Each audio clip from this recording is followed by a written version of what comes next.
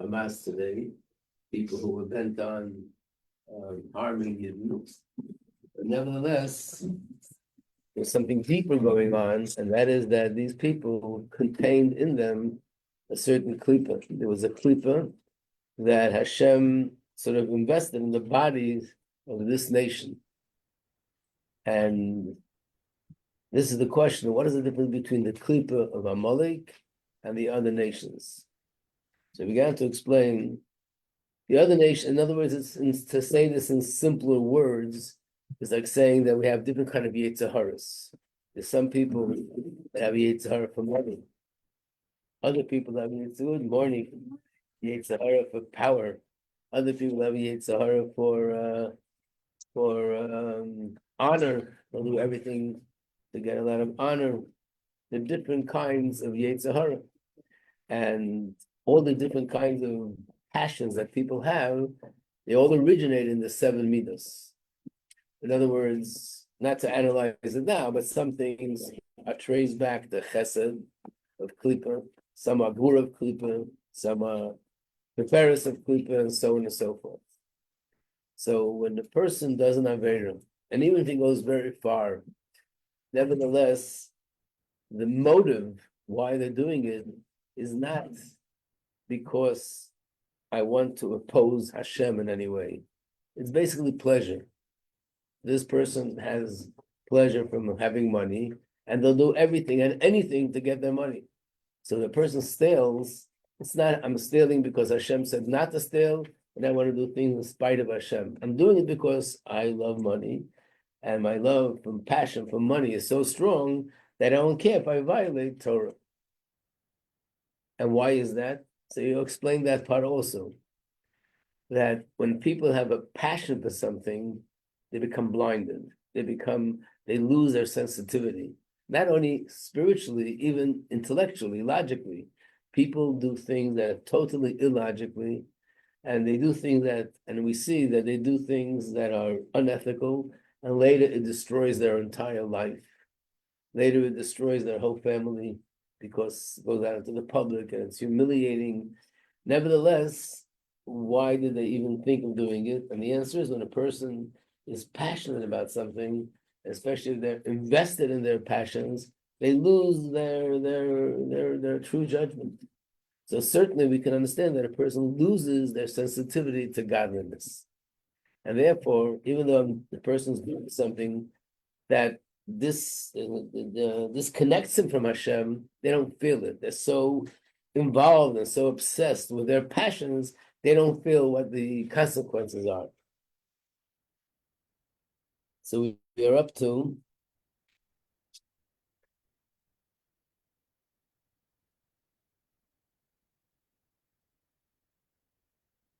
let's start with the line. It's pretty much in the center of the page. And the first word on the line is shtusim. Sorry to begin with that word. It means nonsense, foolishness. Page 25. I was going to ask Rabbi Majeski, is it the same thing as with the Ruach Shtos? This is the concept of the Ruach Shtos, right? No, but the Ruach Shtos doesn't mean the person became insane, that they can go to court and say, even though there is such a thing in court, they call it temporary insanity. So maybe they're referring to the Ruach Shtos.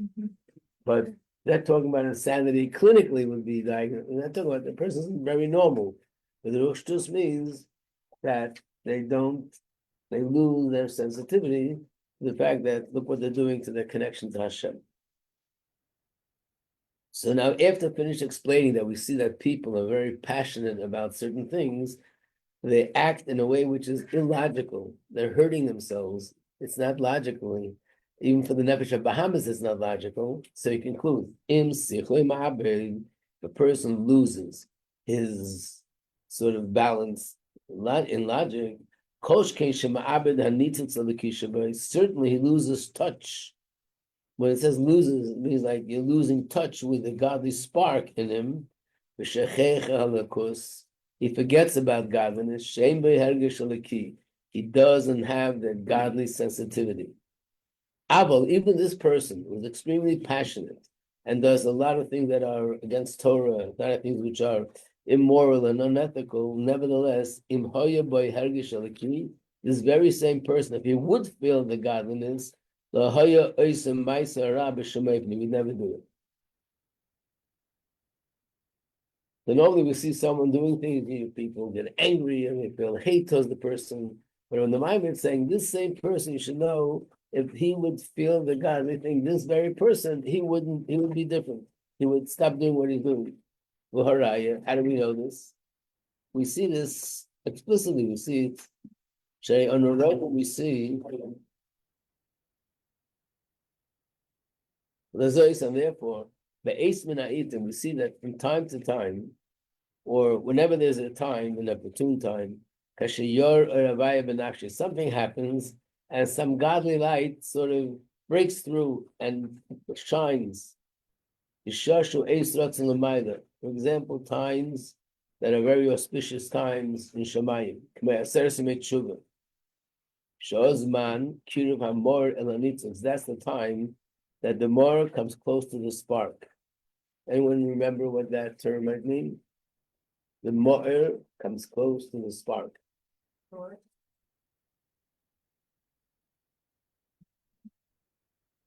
What? Process. I spoke about this in tissue time. What? Never mind. Yeah. What's that?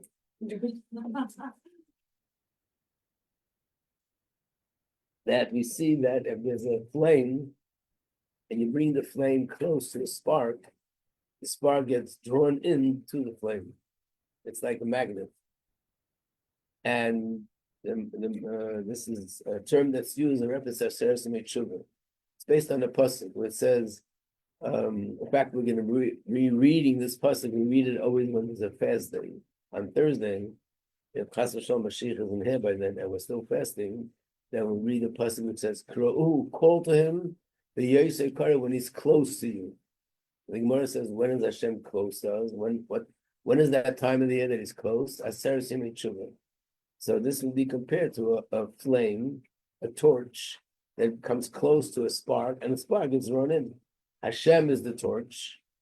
The spark of godliness and my neshama is that spark. And if Hashem comes close, my spark gets all flared up, gets all excited. So when there's a special time, and then he feels, then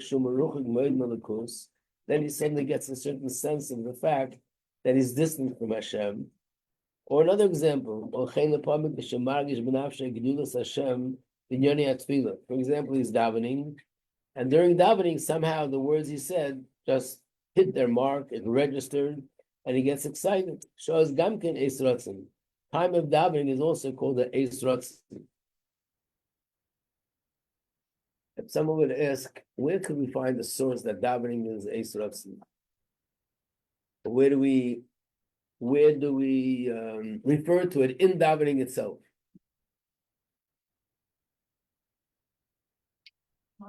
Riddle of the day. What? Very good. Matovu. Matovu alechi Yaakov mishnesecha Yisrael. And the next pasuk says, "Manis filasil Hashem eis ratzon." It's a time of ratzon, which means Hashem's will is more accessible to us. Eis ratzon means that Hashem is more willing, and therefore it's easier to connect to Hashem. So davening is also eis ratzon.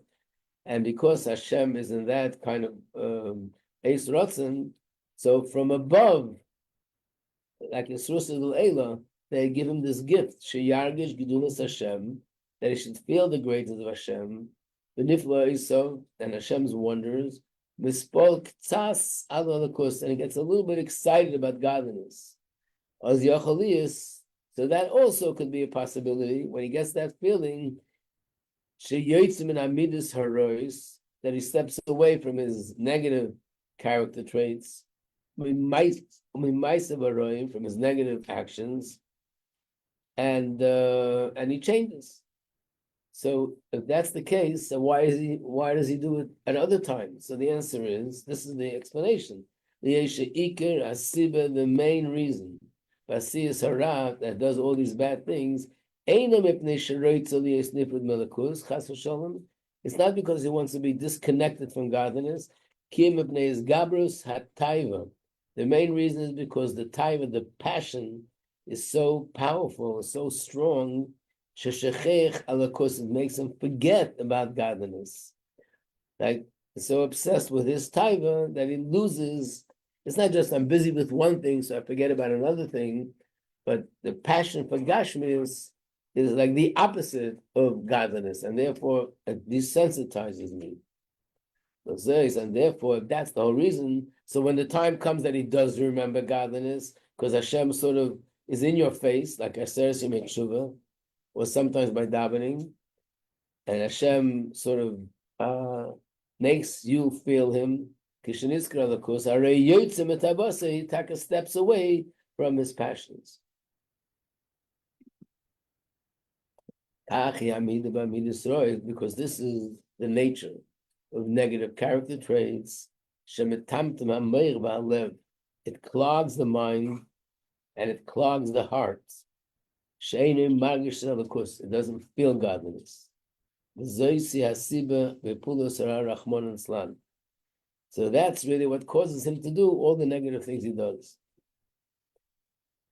And not only that, he says even the way it all began is a famous Gemara, which is brought down very often, where the Gemara says the Yetzer Hara doesn't come to the person one day and say, go worship idols. The Yetzer Hara comes along and says, first do this, and then do that.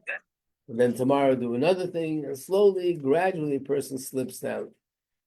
So he's explaining here, it's not only about doing Avera. It means like this, Hascholis is Gabras Hatayvis, Ma'amidus Rois. How does it even begin that he gets such a strong, intense passion, which leads to the negative character traits? And because of his passion, he ends up doing negative things. He becomes violent, he steals, or God forbid, worse. It all begins with not davening properly, not really investing myself in davening. Avoida b'tefillah doesn't say he doesn't daven. He davens, but there's no avoida in davening. Avoida means that when I'm davening, I'm working on self-refinement. I take the words of davening, I think about them, and I try to think, how does that affect me? That's called avoida of davening. If a person would really, on a regular basis, pay attention in davening and work on himself, is boinus balakus, by thinking deeply into godliness, and by thinking about Hashem, then there's a godly light that shines in my head. Once it's in your head, from the head it goes to the heart. This causes that the nefesh elokis, which is in me, it's in everybody, but normally it's hidden, it's concealed, it's covered up by the guf and the nefesh bahamis. But when I start davening and paying attention to the words of davening, and I think about the greatness of Hashem, then this brings a little bit of more of an awareness that the light of Hashem shines, and I feel it. He wouldn't really go there altogether to get involved in these passions. Like it says in the Zohar, this is a quote from Zohar, Tukva de nafsha, chulsha de gulfa, which means the force of the nefesh causes the weakness in the guf. Basically, the guf and the nefesh are like on a seesaw. You go down, that one goes up. That one goes down, I go up. So he's saying is the stronger the nefesh bahamis is, the weaker the nefesh elokis is. The stronger the nefesh elokis is, the weaker the nefesh bahamis is. So if I daven and I sort of I develop more of an awareness of Hashem, the more I have that awareness of Hashem, the more I weaken my nefesh bahamis. That the person becomes less materialistic. Again, it's interesting. He's not talking about an avera. Later, it leads to that. Right now, it's just talking about sensitivity and awareness, consciousness. The more I have in my head consciousness and awareness of godliness, the less I am a materialistic person. And the more I make myself involved in materialistic things, I lose my sense for spiritual things. Even though the Nefesh Bahamis argues I came first,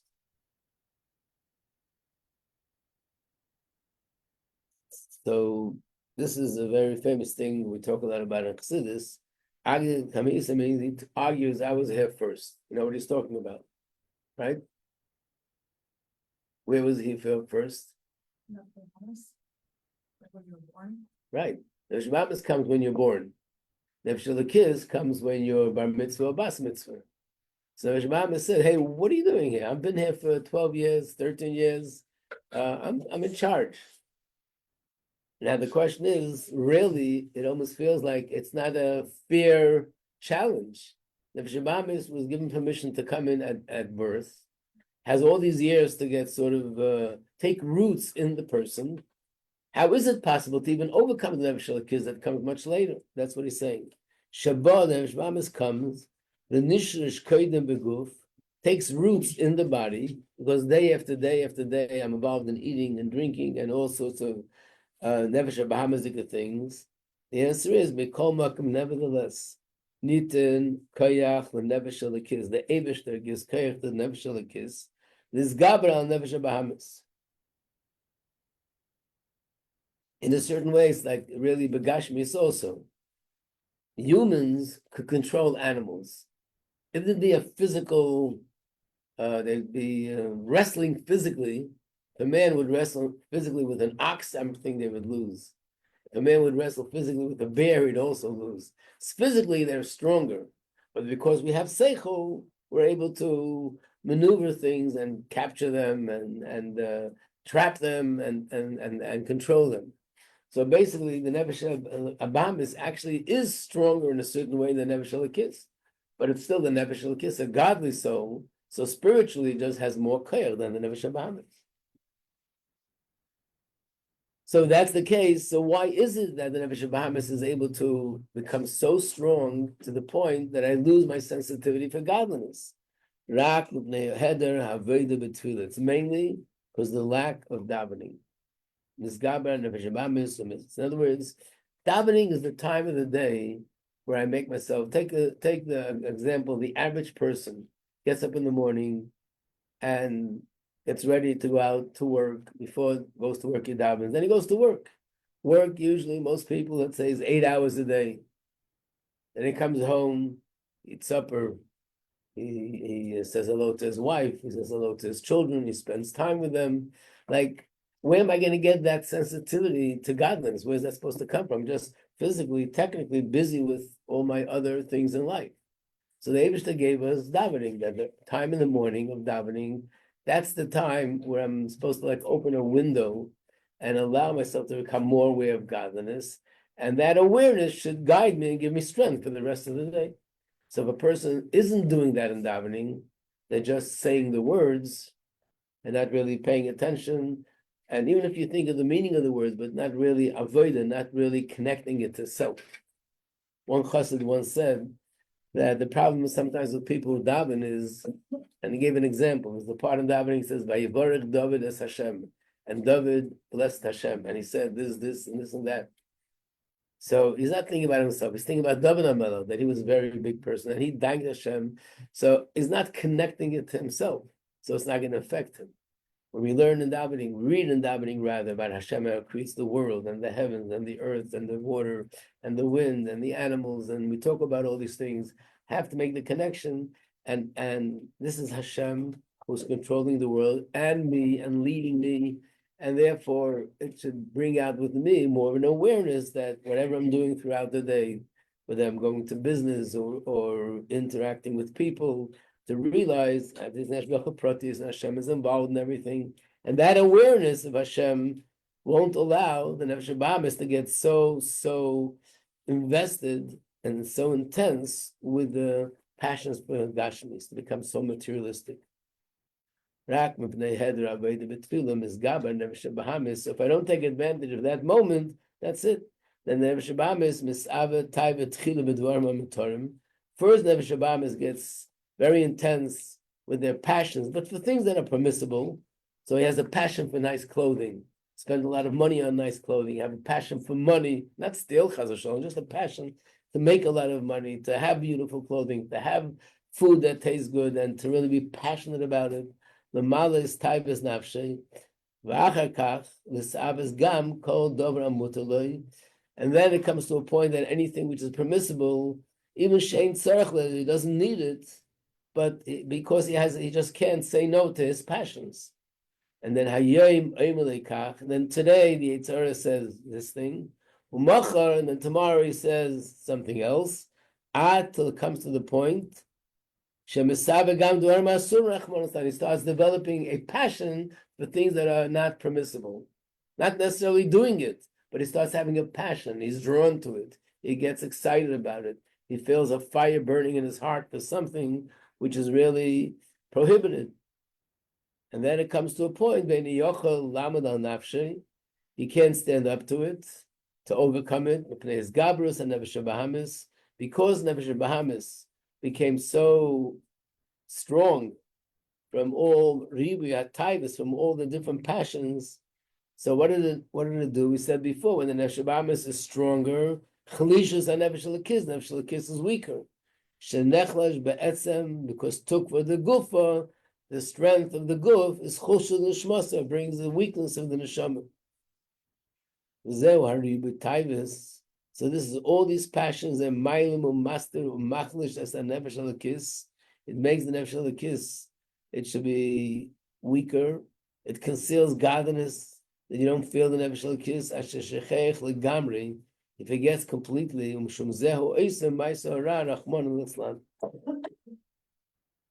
And that's why he does all these negative things.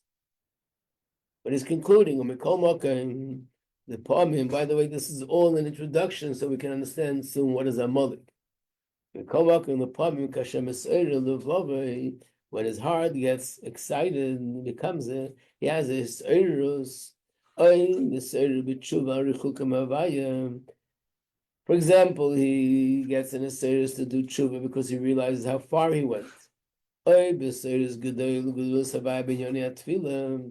he just realizes how he neglected davening, and therefore he tries to put more into it. Or he sees something amazing that the Eibishter did in what's going on in the world, maybe a miracle, something miraculous. Like it says, that the whole world could see how Hashem brought us salvation, which means Shagam, who Yochel Liris is Hapela, even he who is in a certain way, he's sinking in the materialistic world, but this is something that's so powerful that even he notices it and mispolas it and gets excited about it. As Yochel lover the tshuva shleima, that would lead him to do tshuva. But Lotze is Mamidus Rosh Legamri. Even though Nefesh Bahamis became so strong and Nefesh Lakiz became so weak, but it's still all based on the fact that there's no feeling of godliness. And therefore, Kasher Meir Ur Havaya, if the light of Hashem would shine, Mizbatla take of the Nefesh Bahamis, or Mizbatl Tavose. Then when the light of Hashem shines, that strength of Nefesh Bahamis becomes weakened, and then his taivas, his passion, also become weaker. Why? Because Iker Sibis is Gabriel Sataiva. The main reason why he has these passions to do these things, Mitzad Heder Gilui Eira the key canal. Vataiva Ma'alem is B'Yosa, and the Taiva conceals.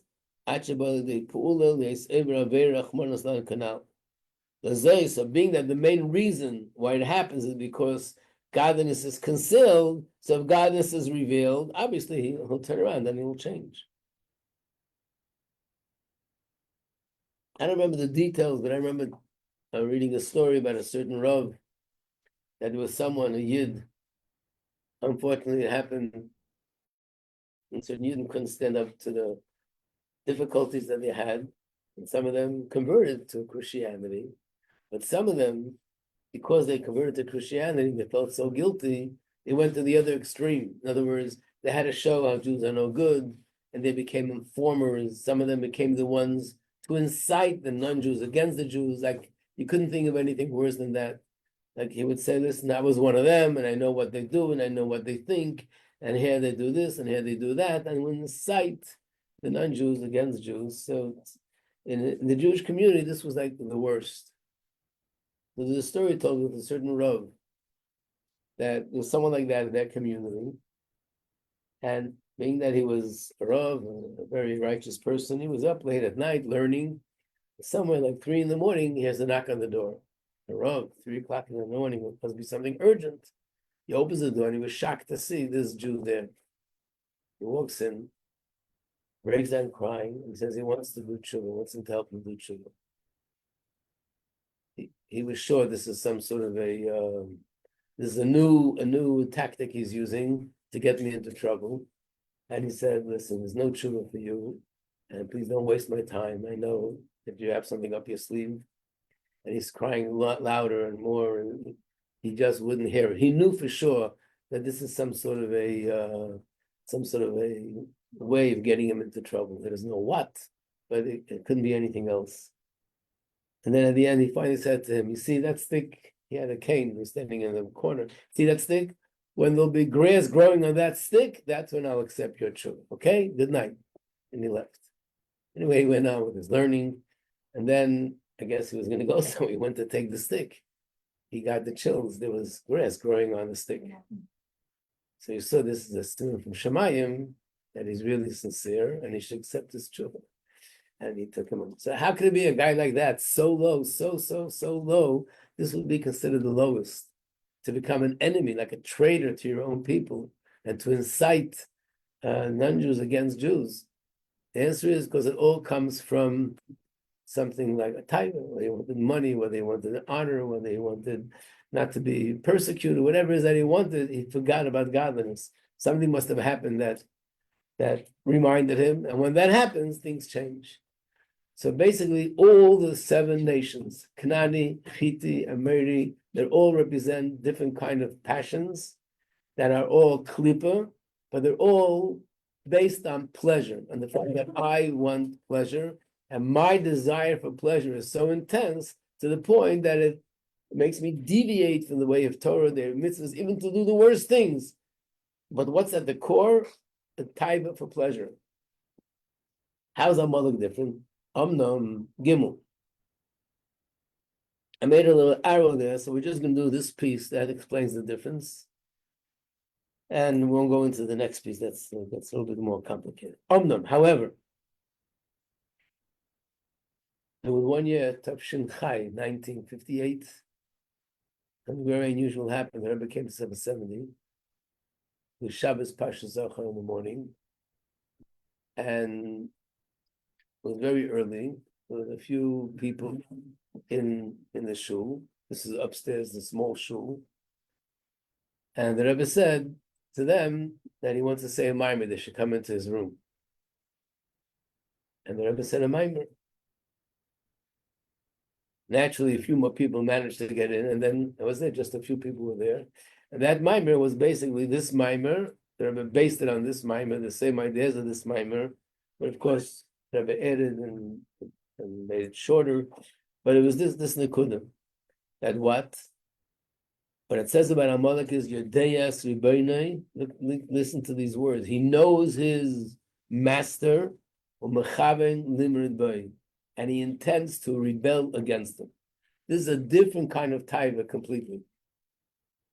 This is not a taiva that I want food, or I want money, or I want honor, or I want power. This is a Yetzirah that wants one thing. He just can't tolerate Shalom Hashem. He'll do everything to make Hashem angry. He'll do everything to block godliness in this world. That's what motivates him. Why do we say this? Because let's look at the physical Amalek. When did Amalek attack the Yidden? It was right after they went out of Mitzrayim. Which means, and it wasn't just the Yidden knew about it, even though they didn't have internet in those days, it appears to be that the word spread all over. It says in Chumash that all the other nations, not just Mitzrayim, other nations, they melted with fear when they heard about it. Also, when you learn Tanakh, if you start learning Yeshua, we see that when the Yidden were going into Eretz Yisrael, which is 40 years later, it says that the people were petrified. they melted with fear because these are the Jews that went out of Egypt and they heard about all the miracles, so they were frightened and they were literally, I guess, they were convinced that if the Yidden will come, they'll be wiped out. There's no way they're going to stand up against them. So how does Amalek, just coming a few days after it happened, not 40 years later when you can forget it a little bit, few days later, and unprovoked, no one bothered them, no one got into their way, no one was threatening them, and they attack. What was that all about? And you can't say they attacked Yidden because they didn't realize. Everybody saw who Yidden were. Everybody saw the miracles the Eibishter did. Miracles upon miracles in Mitzrayim, the plagues, and then Kriyas Yamsuf, and all that. That means you can't say that the reason why they did it because they weren't aware of godliness. There couldn't be a greater awareness than there was on that day. So why did they do it? That means, like it says, they could not tolerate that Hashem's name became so known and awed and respected in the world, or the same with the Yidden. And therefore, like the guy who jumped into the hot bath, they wanted to break the spell. There was a spell. Wow, this is godliness, this is Hashem, and that's what they wanted to break. So therefore, Yedeyas Elokus, it's a klipa in a person that knows godliness. Margish inyan eliki. He knows what it's all about. Yedeyas Yeked Elokus. He knows how precious godliness is. He knows that everything in the world is nothing in comparison to godliness, and nevertheless, mechavein limreid bay. He wants to rebel against them, which means sheroitza liyos nifrid melikus. That's his taiva. He wants to be detached from godliness. But he wants to oppose godliness.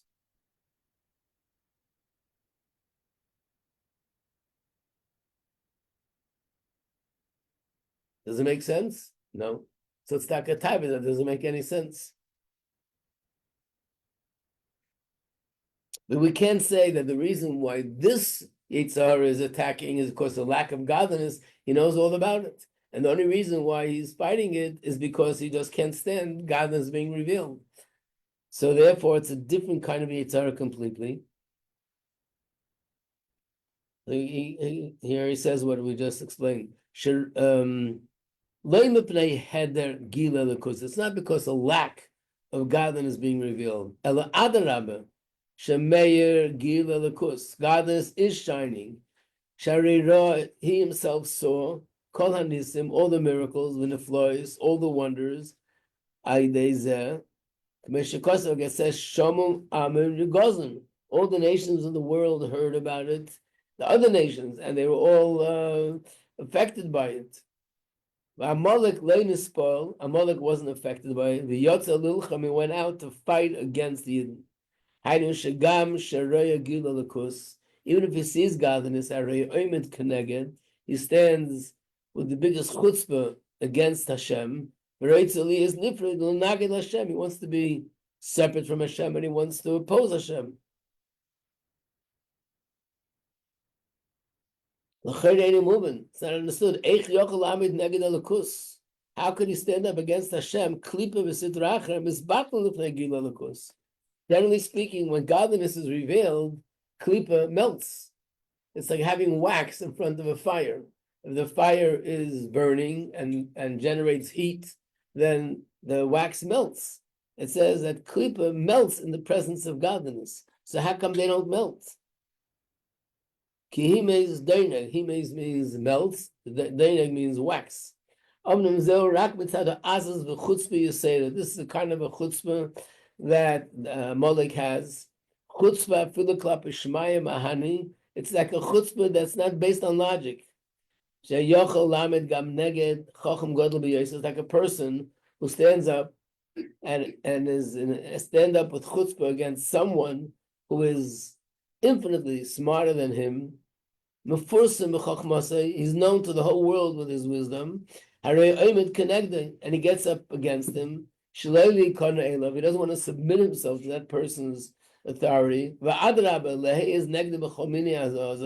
And not only is not submitting himself, he stands up with chutzpah against him and says things which are disrespectful. And it's called chutzpah.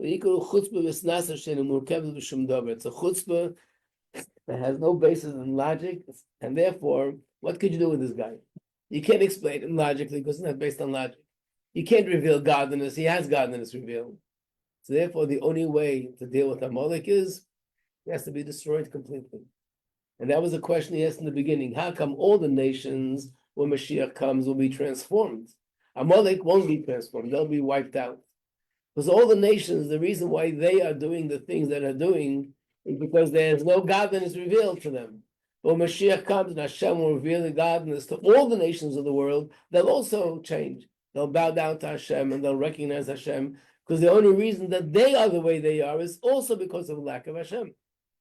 But Amalek, this kind of klipa, that's all about rebelling against Hashem, what's going to change when Mashiach comes? Godliness to be revealed? Godliness is revealed all the time, and this klipa goes against it, so nothing is going to change.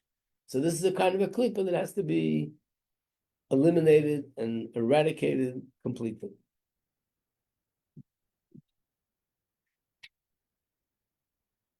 The only question that remains is, so what is motivating him to be against Hashem?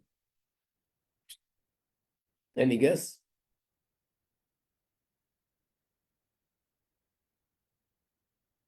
And then basically, it has to be one thing, explain another in the Maimarim, and that is Yeshus.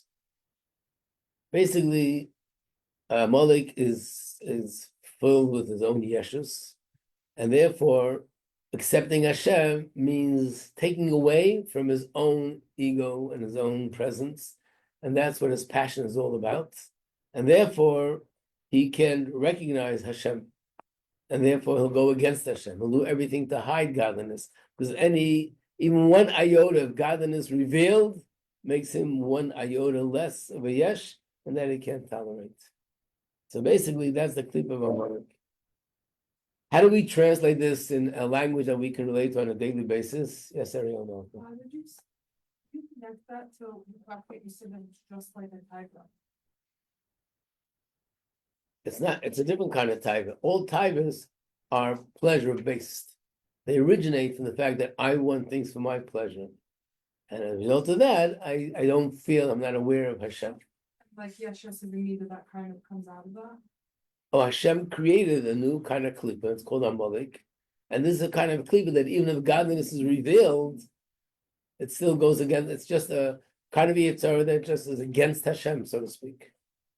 And that's called Amalek. I'm just saying, how does it apply to us personally? We'll go into that tomorrow, Mitzvah Hashem. To be continued. Okay.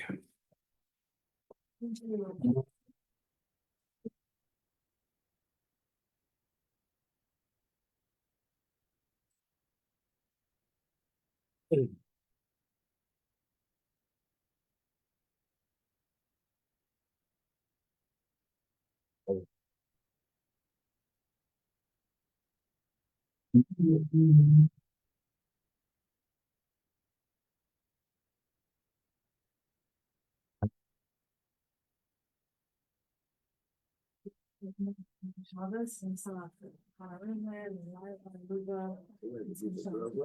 Yeah, me, Ariella, was it? Yeah. What did you say? We stayed at the brother on Shluchas. Their apartment, while them were away for Shabbos. We stayed in their apartment. Just one of them. That was really nice. But the husband said hi. So you invited next time. So it was a Mahomey out of Shabbaton. Very nice. Yeah, you only need to Belgium and say hi. Yeah. Your parents donate money. Shut up. Really? Why? I think my mom